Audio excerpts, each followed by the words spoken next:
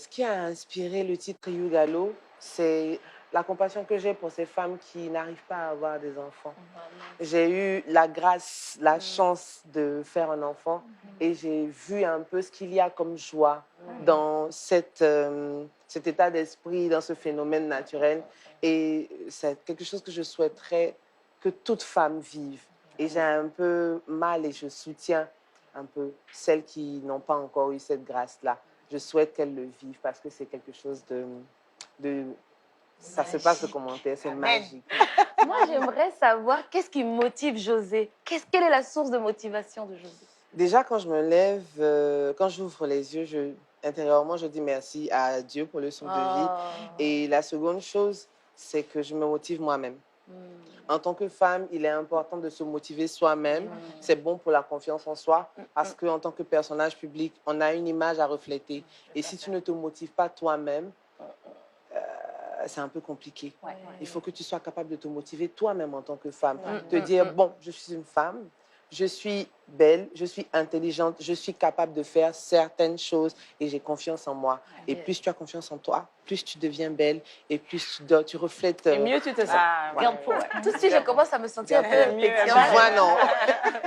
Moi, ce que je voudrais savoir, pourquoi tu utilises le terme diaspora? Parce qu'on dirait que tu te moques un peu de certaines personnes. Je sais que ce n'est pas de la moquerie en tant que telle, mais à chaque fois que tu cuisines, tu aimes bien filmer du début à la fin. Après, tu dis, ça, c'est pour vous, la diaspora. Ça veut dire quoi, diaspora? En fait, je sais que la communauté africaine ou ivoirienne ou malienne, ou franchement, l'Afrique est représentée en Europe. Et je sais que quand ils sont là-bas, il y a certaines nourritures qui leur manquent. Donc c'est un peu méchant de ma part, mais c'est pas méchant. C'est ça qui me fait mal là.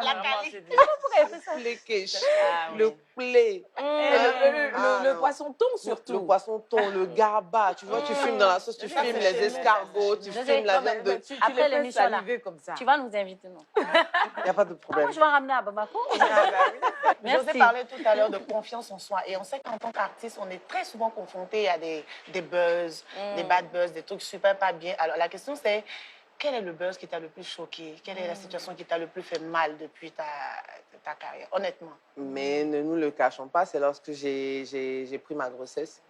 Et j'avais vraiment besoin de quiétude. Et dans cette période-là, je me produisais moi-même.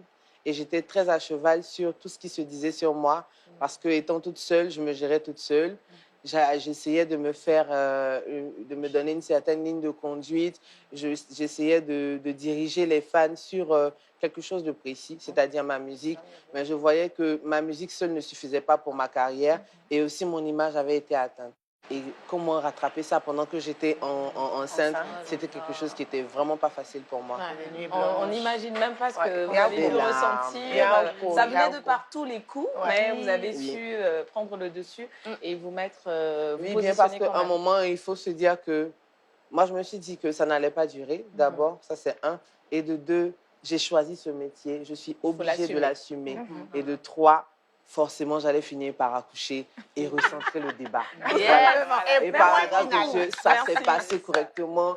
J'ai pu faire mon bébé. Grâce à Dieu, c'est un beau bébé. Et il chante bien aussi.